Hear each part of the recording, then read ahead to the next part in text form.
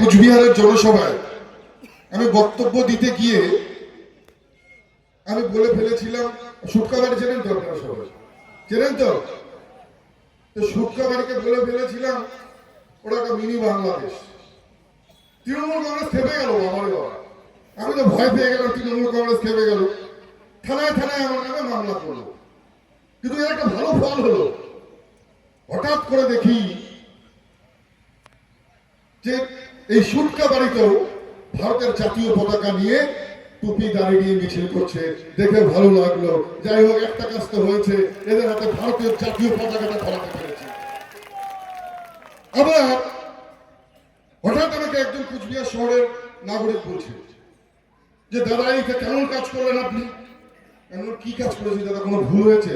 সুটকাবাড়িকে mini Bangladesh বলেছি। বলে অবশ্যই ভুল হয়েছে।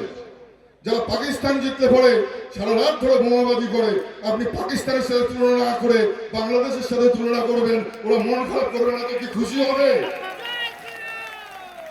যাই হোক, আমি সুটকাবাড়ির লোকের কাছে ক্ষমা চেয়ে নিচ্ছি, আপনাদেরকে বাংলাদেশের সাথে তুলনা করেছি।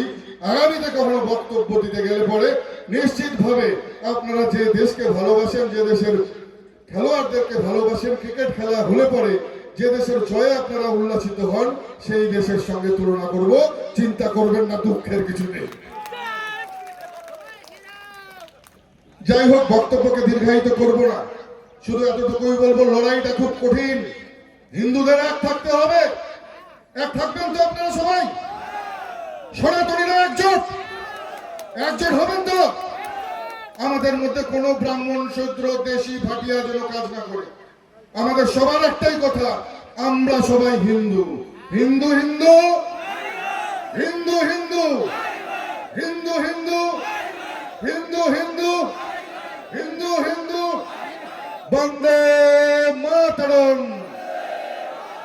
भारत माता की, भारत माता की जय श्री राम, जय जय श्री राम, जय श्री राम, जय जय श्री राम। ধন্যবাদ সবাইকে। আবার দেখা হবে, আবার আপনাদের সঙ্গে কথা হবে।